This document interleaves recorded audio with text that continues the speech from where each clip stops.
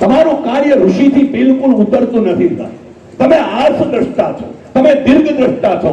તમે કહી શકો કોણ જીતશે ને કોણ હારશે. સાહેબ તમે સાહેબ પરીક્ષા આપનારા માણસ છો, તમે સમીક્ષા કરનારા માણસ છો અને તમે પ્રતીક્ષા કરનારા માણસો છો. અમે કોઈ સામાન્ય નથી સાહેબ, અમે કોઈ સામાન્ય નથી. ઘર ઘર સુધી સાહેબ તમે વાત પહોંચાડી, કોઈ પણ વાત પહોંચાડવી હોય તેનું માધ્યમ તમે. અને આજ તો સારું છે સાહેબ, એક વસ્તુ કહું, ભલે બધું વધે, ખૂબ વધે, ખૂબ વધે, નાની નાની ચેનલો વધે, બધું જે કંઈ વધે વધે વધે વધે, એમાં કોઈ વાંધો નથી સાહેબ. પણ એટલી વાત ધ્યાનમાં રાખવી, હું દર વખતે કથામાં એમ કહું કે તમને જે પદ મળ્યું હોય, એક આ પત્રકાર સંઘનું આઈ કાર્ડ રહ્યું ને, આઈ કાર્ડ સાહેબ, એની કેટલી કિંમત છે એ કોઈ જગ્યાએ જઈને જોજો સાહેબ. કોઈ રાજકીય મોટા નેતાની સાહેબ સભા હોય કે કોઈ એવી સભા હોય કે હોસ્પિટલ આદિ હોય, એમાં સાહેબ કોઈને પ્રવેશ વર્જિત કર્યો હોય ત્યારે તમારું એક કાર્ડ તમને એમાં પ્રવેશ અપાઈ દે છે. અપાવે છે કે નથી અપાવતું? હાક ના તો બોલો. અને એટલે કહું છું કે આવી સભામાં જો તમને પ્રવેશ આ કાર્ડથી મળી જતો હોય તો આ કાર્ડને હાર્ટલી અપનાવજો. તમારે માટે વૈકુંઠના દ્વાર પણ બંધ નહીં હોય. આ કાર્ડને હાર્ટલી અપનાવજો. ઘણીવાર મગજથી આપણે અપનાવીએ, ખાલી ક્ષેત્ર જે હોય ક્ષેત્રમાં ખાલી મગજ ન ચલાવાય. દિલ અને દિમાગ ઈશ્વરે આપ્યા છે, ત્યારે દિલ અને દિમાગ બે ચલવાય અને એ ચલાવીએ. જ્યાં હાર્ટની જરૂર હોય ત્યાં હાર્ટનો પ્રયોગ કરીએ. ક્યારેક કોઈકની વેદનાને રજૂ કરવાની હોય ત્યારે સાહેબ તમારી એક અપીલે કરોડોના દાન થઈ જાય. તમારી પાસે વેદના રજૂ કરવાની, તમારી પાસે જેને વાચા નથી એને વાચા આપવાનું કામ પત્રકાર કરે છે. જે માણસ નથી બોલી શકતો એને એની વાત રજૂ કરવાનું કામ તમારું છે.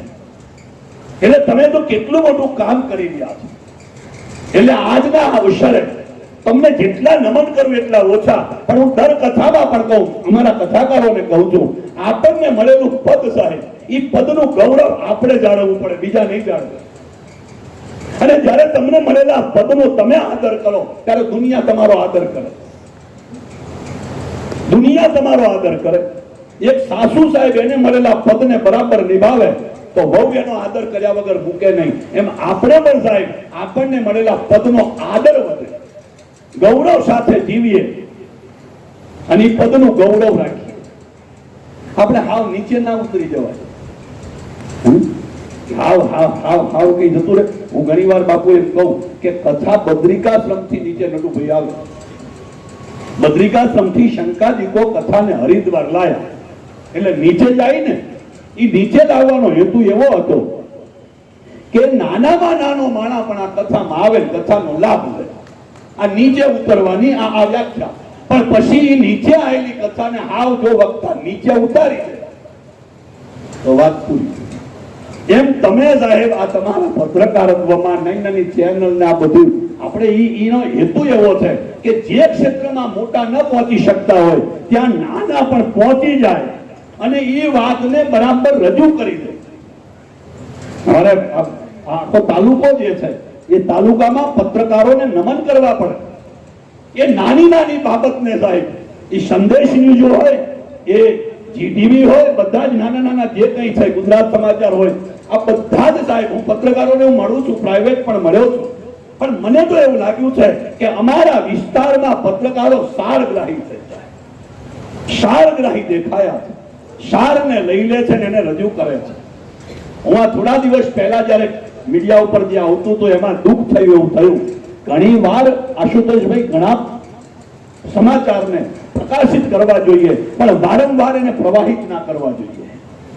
એક છોકરો સાહેબ એક સ્કૂલમાં સાહેબ કોઈ છોકરાનું મર્ડર કરે છે, આ સંદેશ સમાજને વધારે આપવાનો નથી સાહેબ.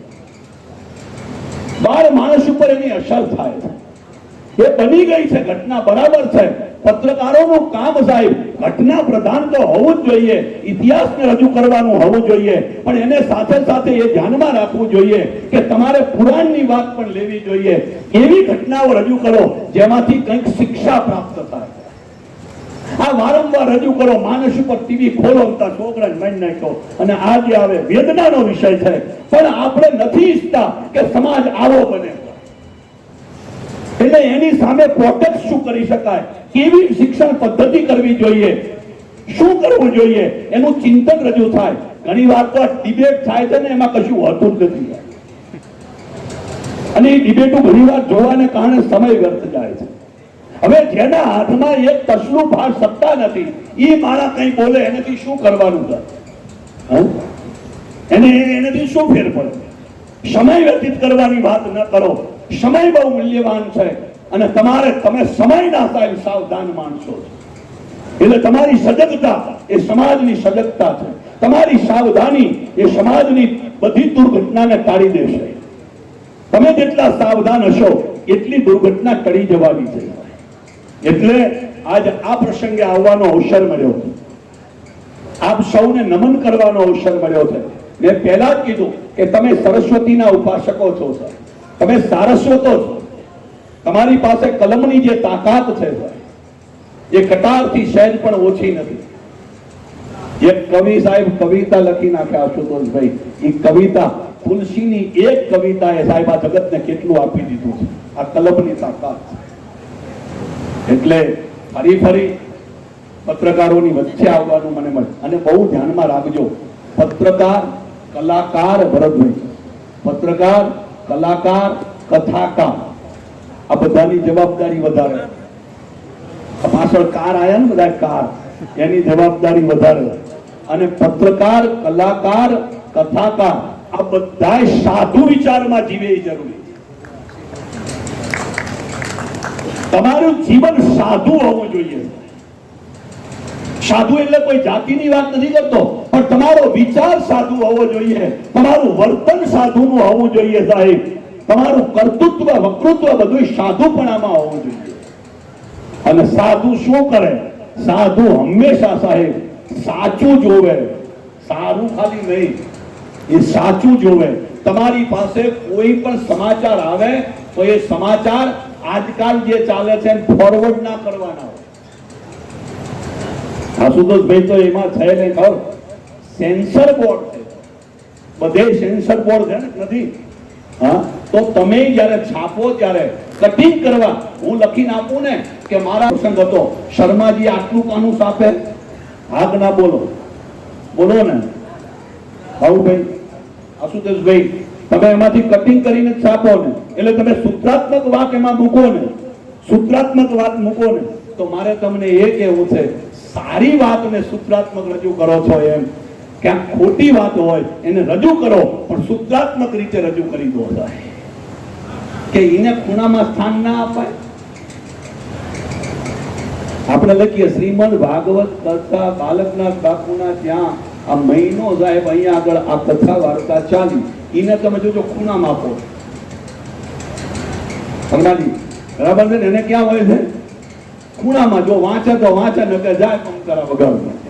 અને બીજું જે હોય એને 1 મહિના સુધી એવું ચાલ્યું કે નકરું આમથી આમ ચાલ્યું, એને મોટા હિડિંગમાં મૂકવામાં આવે છે. આ બધી વેદના હમણાં ધારાસભ્યશ્રીએ રજૂ કરી, બાબુભાઈએ પણ એની સામે થોડીક વાત કરી, પ્રોટેક્ટ કરે ને પ્રમુખ સાહેબ, એટલે એમને પ્રોટેક્ટ કરીને વાત કરી સાહેબ. પણ એમને કીધું કે અમે એટલા માટે અમે ધનભાગી છીએ કે અમારું આ સંઘ જે છે એ સંઘમાં બધા વિધાયક દ્રષ્ટિવાળા છે. વિધાયક દ્રષ્ટિવાળા છે. હું તમને એક વસ્તુ એ કહી દઉં કે તમારી દ્રષ્ટિ સાહેબ કેવલ બે એ વિધાયક જ એટલું જ નથી ઈચ્છતો, ક્યાંક નેગેટિવે જોઈ શકે, જોવે ખરી, પણ એનો પ્રચાર અને પ્રસાર કરવા જેવો છે કે નહીં એની એને ખબર હોવી જોઈએ. હા, પછી બધું આપણે હારવું જોઈએ, બીજું કઈ જોઈએ જ નહીં તો પત્રકારત્વ કેમ ચાલે? પત્રકારત્વની કલમ સાહેબ કમળ જેવી હોવી જોઈએ. સમજાણું? પત્રકારત્વની કલમ કમળ જેવી હોવી જોઈએ, મધ્યમાં રહે. પણ કોઈ આમ અમારો હગો છે એટલે એને સ્પર્શી જાય એવું નહીં, અને અમારો દુશ્મન છે એવું સ્પર્શી જાય એમ નહીં. પક્ષીથી પર પત્રકારત્વ હોય, નિષ્પક્ષ. આ શબ્દો તમારા છે. કોઈ પત્રકાર મિત્રોએ કોઈ મૂક્યું હશે ને, તો જ્યારે નિષ્પક્ષ સમાચાર, નિડર સમાચાર હોય, નિષ્પક્ષતા એ તમારો ગુણ છે અને નિડરતા એ તમારો ગુણ છે. રાવણની સભામાં ડરે નહીં એવા તમે છો. જાણો રાવણની સભામાં છે ને સેજે ડર ના આવે એવા. અને અત્યારે કળિયુગમાં તમારે ત્યાં ઘણીવાર રાવણોની સભામાં બેહવાનું થાય છે સાહેબ. ને થતું એવું થોડું છે, પણ તમે સાહેબ ખુખારો કઈ કહો છો. એક વસ્તુ, પત્રકાર પડકાર વાળો હોવો જોઈએ. એ પડકારો કરે સાહેબ અને સ્તંભ ફાટી જવો જોઈએ. એ પડકાર ફેંકે, હુંકાર કરે અને બેન મરી જવો જોઈએ. ભાગવતમાં ઉલ્લેખ છે કે રાજા દુરાચારી થયો વેન સાહેબ, અને ત્યારે લાંબુ લખ્યું નથી, બ્રાહ્મણોએ હુંકાર કર્યો સાહેબ, અને હુંકાર કર્યો ત્યાં એ વેન મરી ગયો. હવે સમજાણું આમાં તમને? તમારે કશું કરવાનું રહેતું નથી, તમે હુંકાર કરો ને સાહેબ એટલે કામ પતી જાય. બોલો, આવી તમારી તાકાત છે. તમારી ગર્જના એ સિંહની ગર્જના છે. એટલે આપના જે ક્ષેત્રમાં છો અહીંયા વિશુદ્ધ પત્રકારત્વ તમને વરે. તમારી કલમ ક્યાંય સાહેબ કોઈ પ્રકારને ક્યાંય અભડાય નહીં. એવી વાત સાથે મારી વાતને વિરામ તરફ લઈ જવું એ પહેલા તમે પ્રબુદ્ધ છો અને અમને તમારા ભેગા ગણો. અમે રજૂ કરીએ એ વસ્તુને રજૂ કરીએ, તમે પણ રજૂઆત એ પ્રમાણે કરો. એટલે બે એ પીઠ વાળા છીએ. ત્યારે આ પ્રસંગે મારાથી એક તો અમે જે ધર્મ છે સનાતન ધર્મની આજ્ઞા વિરુદ્ધ કંઈ બોલાયું હોય, અને આ પત્રકાર પરિષદને ક્યાંય સાહેબ એ પ્રમાણે કંઈ બોલાયા હોય શબ્દો છે સાહેબ. એટલે महाराज की, गुरु गोरक्षनाथ जी महाराज की, मचंद्रनाथ जी महाराज की, गोगा महाराज की, रमण धाम की, सत सनातन धर्म की. प्रेम से बोलो नमः पार्वती पते हर हर. ध्यान मूलम गुरु मूर्ति, पूजा मूलम गुरु पदम, मंत्र मूलम गुरुर्वाक्यम, मोक्ष मूलम गुरु कृपा. मंचस्थ पर विद्यमान मारा खूब नजीक एवा शास्त्री बापा, अपना विस्तारનું બહુ સારું એવું ઘરેણું એવા નટુભાઈ ભટ્ટ, વિશેષમાં પત્રકાર પરિષદના પ્રમુખ શ્રી, અને આ બધા જે પોતાના કાર્યક્ષેત્રમાં જે રીતે આપણે આગળ વધતા હોય દરેક પત્રકાર મિત્રોને મારા બધાને જય ગિરનારી. આદેશ આદેશ. વિશેષમાં શાસ્ત્રીજીએ પણ બહુ સરસ વાત કરી. અગાઉ પણ મારી અગાઉના વક્તાઓ બહુ સરસ રીતે પોતપોતાની પરિભાષામાં પોતાના અનુભવ વ્યક્ત કર્યા છે, અને બહુ સાચી વાત કરીએ તો હવે આપ બધાને હું એક હૃદયથી અંતરના ઊંડા ભાવથી, જ્યારે આ દેવભૂમિ રમણધામમાં, આવી ભજન ભૂમિમાં, આવી સાધના ભૂમિમાં, આવી રોટલાની ભૂમિમાં જ્યારે તમે આવ્યા છો, તો વિશેષ કાંઈ વધારે કહેવું નથી. આપ બધાને ભગવાન ગુરુ ગોરક્ષનાથજી મહારાજ એવી શક્તિ પ્રદાન કરે, એવા વિચારો પ્રદાન કરે કે જ્યારે પણ આપની કલમ જ્યારે કોઈ લખવા માટે ઉઠે ત્યારે પહેલો વિચાર વસુદેવ કુટુંબનો આવે કે આમાં બધા મારા છે અને હું બધાનો છું. આવો ભાવ રાખી, કારણ કે બહુ સહજ રીતે વાત કરી. મને મારા ગુરુજી વાત કરે કે એકવાર સોનું અને પિત્તળ બે ભેગા થયા. બહુ નાની એવી વાત છે. એકવાર સોનું અને પિત્તળ બે મળે છે, એમાં પિત્તળ જે છે એ સોનાને એમ કહે છે કે તારો મારો કલર એક છે, આપણે દેખાવમાં એક છે, અને કાંઈ બહુ લાંબો ફરક નથી. એક કામ કર, મને તું તારામાં ભેળવી દે, અને ખરેખર આ જગતને કોઈને ખબર નહીં પડે. તારો મારો કલર એક છે, તુંય પીળું છો, હુંય પીળું છું, દેખાવ તારો ને મારો એક છે, એટલે મને તું તારામાં ભેળવી દે. એટલે સોનાએ બહુ સહજ રીતે વાત કરી કે વાત બહુ સાચી છે કે તારો ને મારો કલર એક છે, દેખાવમાં એક છે, આપણે બે એક છે, પણ મારી એક જ તને કહેવાનું એક જ થાય છે કે કદાચ માની લ્યો કે હું તને મારામાં ભેળવી લઉં તો મને ફાયદો શું થાય? મને શું ફાયદો થાય? એટલે પિત્તળે પ્રલોભન આપ્યું, જો તું મને તારામાં ભેળવી લે ને તો તારું વજન વધી જાય, તારું વજન વધી જાય. પણ પછી સોનાએ કીધું કે મારા કેરેટ ઘટી જાય એનું શું? વજન ક્યારેક વધારવા માટે આપણા કેરેટ ન ઘટાડીએ એનું આપણે ધ્યાન રાખીએ. બીજું કાંઈ સાધુ તરીકે કહેવાનું આવતું નથી. આપ બધા સમજદાર છો. જગતના અને વિવિધ ક્ષેત્રના જ્યાં જ્યાં જ્યાં જ્યાં અને હું તો એમ કહું છું કે એકાદી કલમ ઓછી લખાય ને તો વાંધો નહીં. હું ક્યારેક અમારે આ શર્માજીને કહું કે શર્માજી કોઈ વાંધો નહીં, ન લખાય, તમને ભૂલી જાઓ તો એ વાંધો નહીં, કારણ કે તમે અમારા છો અને અમારા રહેવાના છો. પણ કહેવાનો મતલબ જે તે આપણે કરીએ, જે લખીએ, જે વાસ્તવિક વાતને જ્યારે મૂકીએ ત્યારે બહુ સચોટ રીતે સાક્ષી રૂપે મૂકીએ, સાચા ભાવથી. અને શાસ્ત્રી બાપાના મને એક શબ્દ બહુ ગમ્યો આખા પ્રવચનમાં કે તમે બધા જ્યારે સાધુ વિચારથી જીવશો ને ત્યારે આ દેશ આગળ આવશે. સાધુ વિચાર, સાધુનો વિચાર. નરસિંહ મહેતાએ પોતાની પરિભાષામાં લખ્યું, વૈષ્ણવ જંત્રો એને કહીએ જે પીડ પડાઈ જાણે. બીજાની પીડાને ઓળખીએ, બીજાની પીડાને વાચા આપીએ.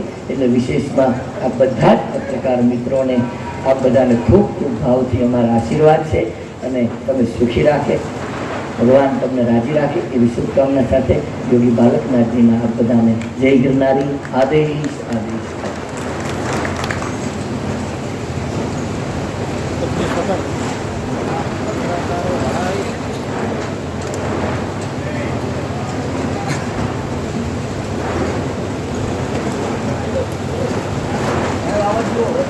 આપણે સન્માનને જોરદાર તાળીઓથી વધાવશો. ભાઈ ભાઈ ભાઈ જય હો.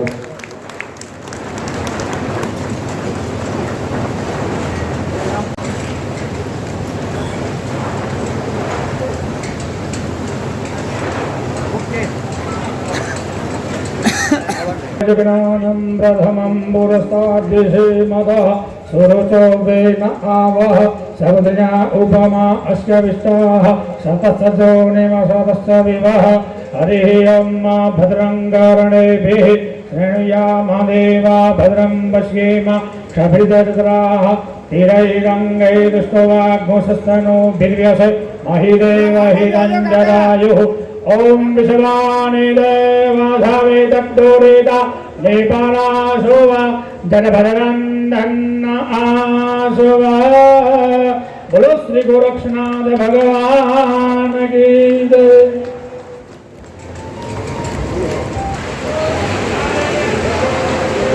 વાગર ખાયો સંપુષ્ટો વાગર પ્રતિ કરતા જગતા પિતા વંદે પાર્વતી પરમેશ્વર.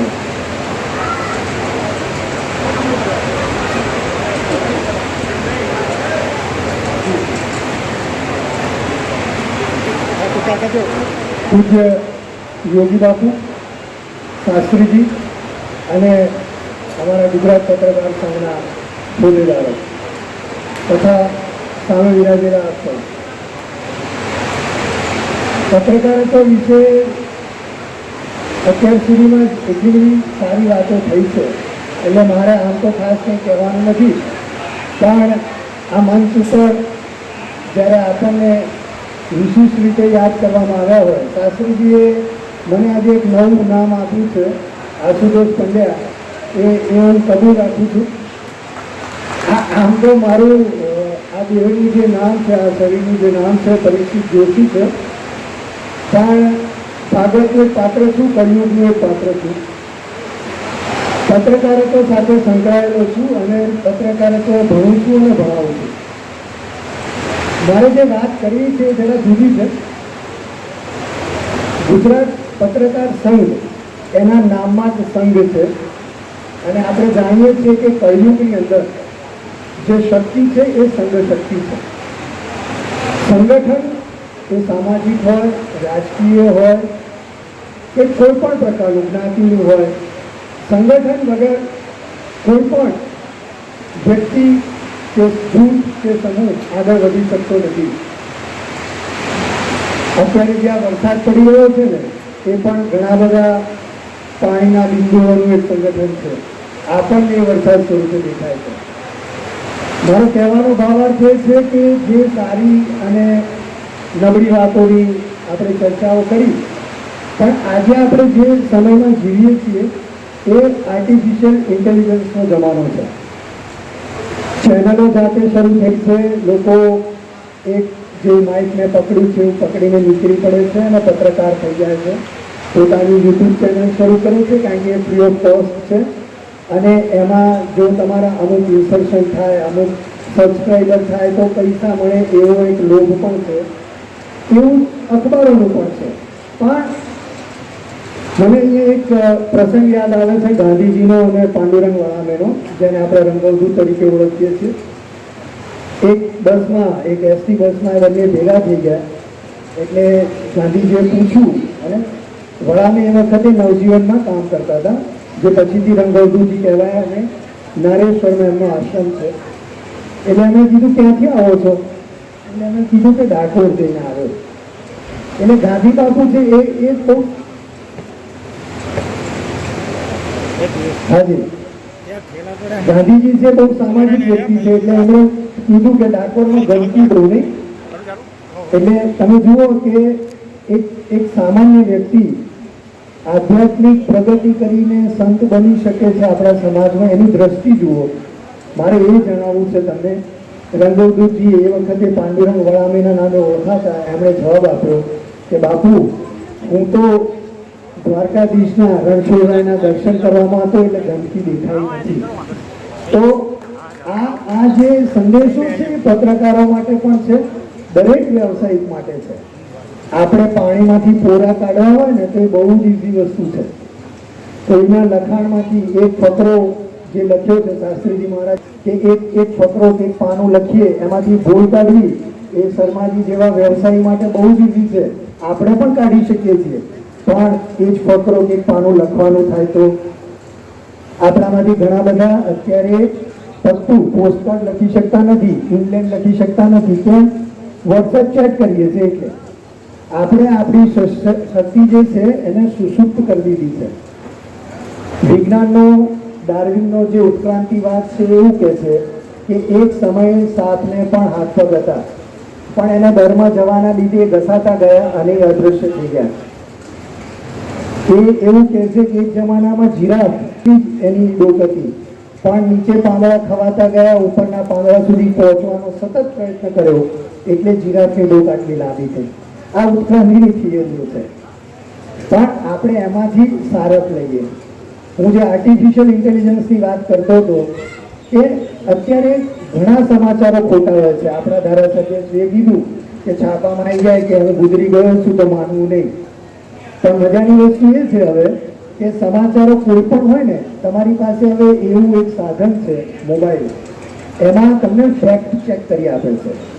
ભારત સરકારનું પણ છે એમાં એપ, અને ગ્રો, ગૂગલ, આ બધાની અંદર ઇનબિલ્ટ એવા જેમિની એવા બધા જે આવી ગયા છે એ તરત જ તમને કહેશે કે તમે એને કહો કે આજે ધારો કે દેત્રોજમાં વરસાદ પડ્યો, 12 ઇંચ વરસાદ પડ્યો, તરત જ એ તમને કહેશે કે આગળ કોઈ સમાચાર ઉપલબ્ધ નથી, વરસાદ પડેલો પણ એ સામાન્ય હતો.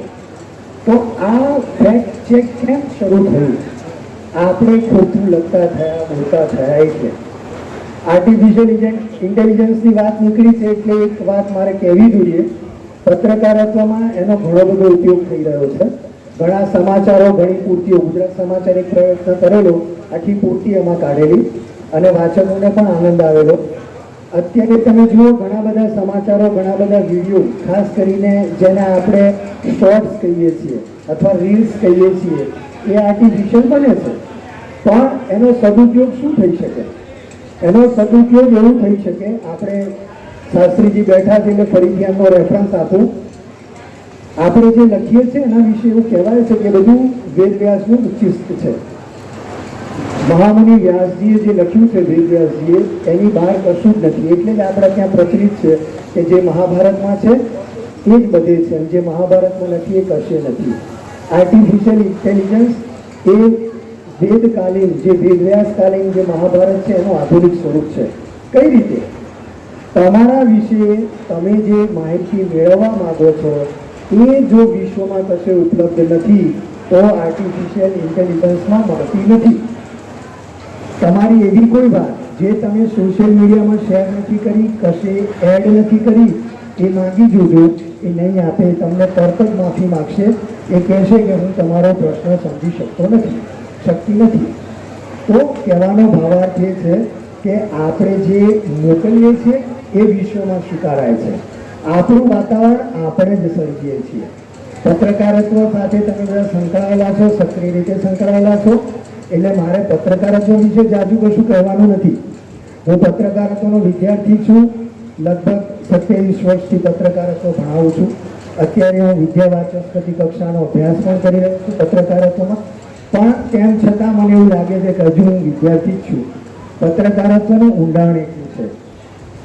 અબ્રહ્માનો લોકા, અત્યારે શ્રાવણ છે, માસોત્તમ માસ છે, તો શ્રી સ્તુતિમાં જે કીધું છે એ બધું તમે લાગુ કરી શકો એમ છો. પણ આ તકે મને અહીંયા ઉપસ્થિત રહેવાની આમંત્રણ મળ્યું અને આ જે બોલવાની મને તક મળી એ માટે હું આ મંચસ્થ મહાનુભાવોને અને ખાસ કરીને અમારા ભટ્ટ સાહેબનો આભાર માનું છું અને પૂજ્ય યોગી બાપુના ચરણોમાં વંદન કરીને વિરમું છું.